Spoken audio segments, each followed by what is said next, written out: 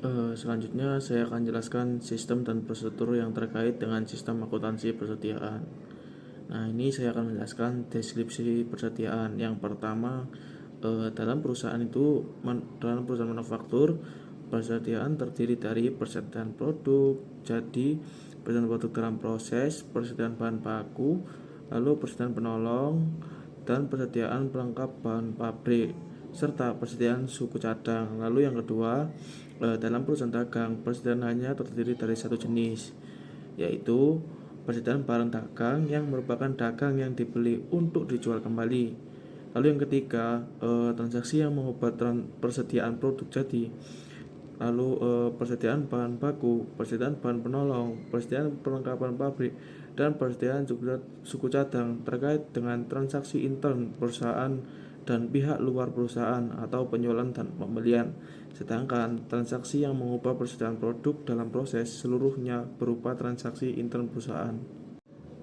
Lalu saya akan jelaskan sistem dan prosedur yang terkait dengan sistem akuntansi persediaan, metode pencatatan persediaan. Nah, terdapat dua macam nih metodenya, yaitu pencatatan persediaan, metode mutasi persediaan atau perpetual inventory method, dan metode persediaan fisik atau physical inventory method. Lalu, dalam metode mutasi persediaan, setiap mutasi persediaan dicatat dalam kartu persediaan. Nah, dalam metode persediaan fisik hanya tambahan persediaan dari pembelian saja yang dicatat, sedangkan mutasi berkurangnya persediaan karena pemakaian tidak dicatat dalam kartu persediaan. Di sini ada sistem dan prosedur yang terkait dengan sistem akuntansi persediaan. Di sini saya akan membahas yang nomor 1 terlebih dahulu. Prosedur pencatatan produk jadi. Nah, dokumen sumber yang digunakan dalam prosedur pencatatan produk jadi adalah laporan produksi selesai dan bukti memorial. Laporan produk selesai digunakan oleh bagian gudang untuk mencatat tambahan kuantitas produk jadi dalam kartu gudang. Bukti memorial digunakan untuk mencatat tambahan kuantitas dan harga pokok persediaan produk jadi dalam kartu persediaan dan digunakan sebagai dokumen sumber dalam mencatat transaksi selesainya produk jadi dalam jurnal umum. Yang di sebelah kanan ini ada bagian alir dari dokumen prosedur pencatatan produk jadi. Nah, bagian alir dokumen prosedur pencatatan harga pokok produk jadi ini, pencatatan harga pokok produk jadi dilakukan dengan mendebit akun persediaan produk jadi dan mengkredit akun barang dalam proses. Selain itu, kartu gudang yang diselenggarakan di fungsi gudang diisi dengan tambahan kuantitas persediaan produk jadi yang disimpan di dalamnya. Nah, terlihat juga tambahan produk jadi yang dikirim oleh fungsi produksi ke fungsi gudang dicatat oleh bagian gudang di dalam kartu gudang berdasarkan laporan produk selesai yang diterima oleh bagian gudang dari bagian produksi. Harga pokok produk jadi yang ditransfer dari bagian produksi ke bagian gudang dicatat oleh bagian kartu persediaan dan bagian jurnal. Nah, pencatatan harga pokok produk jadi dilakukan oleh bagian kartu persediaan berdasarkan laporan produk selesai yang diterima oleh bagian kartu persediaan. Berdasarkan laporan produk selesai tersebut, bagian kartu persediaan menghitung harga pokok produk selesai berdasarkan data biaya produksi yang telah dikumpulkan dalam kartu harga pokok produk pesanan yang bersangkutan. Total harga pokok produk ini tuh dipakai sebagai dasar untuk membuat bukti memorial yang merupakan dokumen sumber bagi bagian kartu persediaan untuk mencatat harga pokok produk selesai dalam kartu persediaan. Nah, bagian jurnal ini mencatat harga pokok produk jadi di dalam jurnal umum berdasarkan bukti memorial yang dilampiri dengan dokumen pendukung berupa kartu harga pokok dan laporan produk selesai. Jurnal yang dibuat untuk mencatat harga pokok produk jadi adalah persediaan produk jadi di bagian debit Setelah itu barang dalam proses di bagian kredit. Yang kedua ada prosedur pencatatan harga pokok produk jadi yang dijual. Nah, dokumen sumber yang digunakan untuk mencatat transaksi penjualan produk jadi itu adalah surat order pengiriman dan faktur penjualan. Surat order pengiriman diterima oleh bagian gudang dari bagian order penjualan.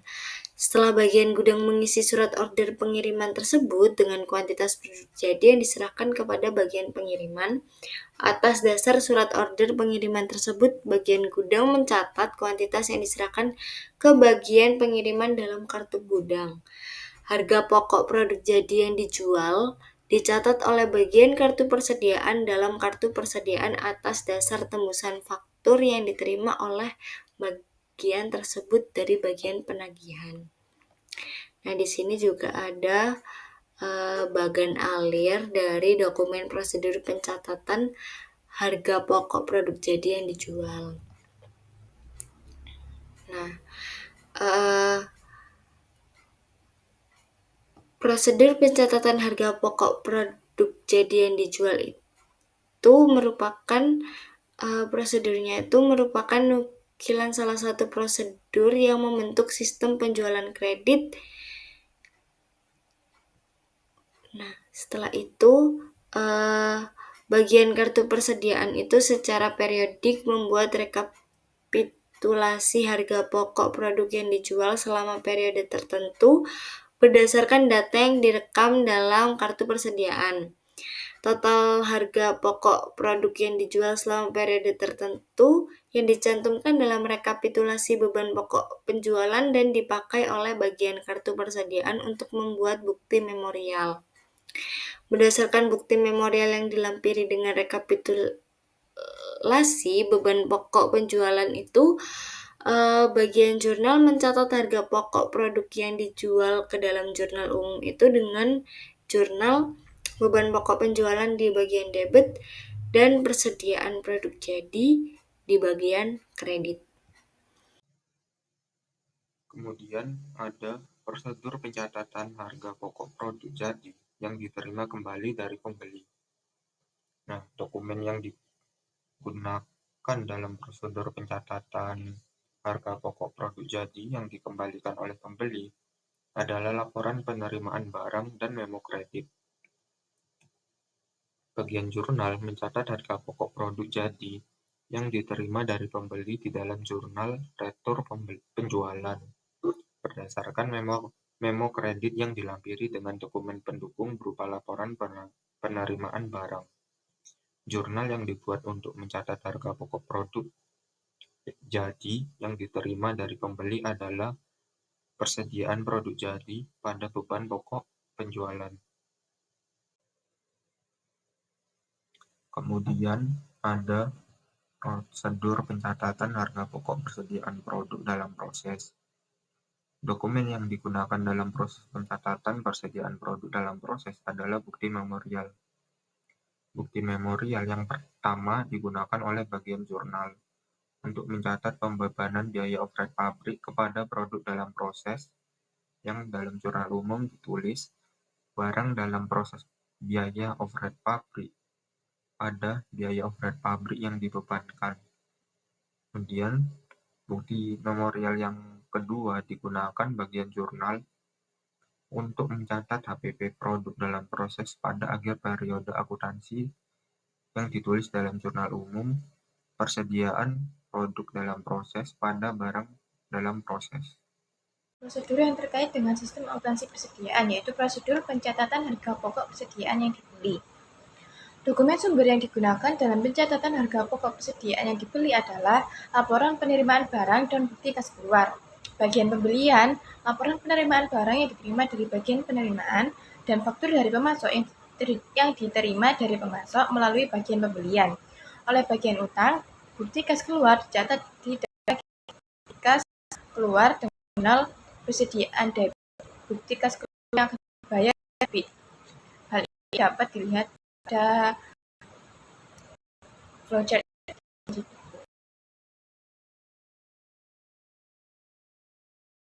Sistem prosedur pencatatan harga pokok persediaan yang dikembalikan kepada pemasok. Dokumen yang digunakan dalam prosedur pencatatan harga pokok persediaan yang dikembalikan kepada pemasok adalah laporan pengiriman barang dan memo debit. Laporan pengiriman barang digunakan oleh bagian gudang untuk mencatat kuantitas persediaan yang dikirimkan kembali kepada pemasok ke dalam kartu gudang. Hal ini dapat terlihat pada flowchart. Selanjutnya, untuk prosedur pengembalian barang gudang. Transaksi pengembalian barang gudang mengurangi biaya dan menambah persediaan barang di gudang.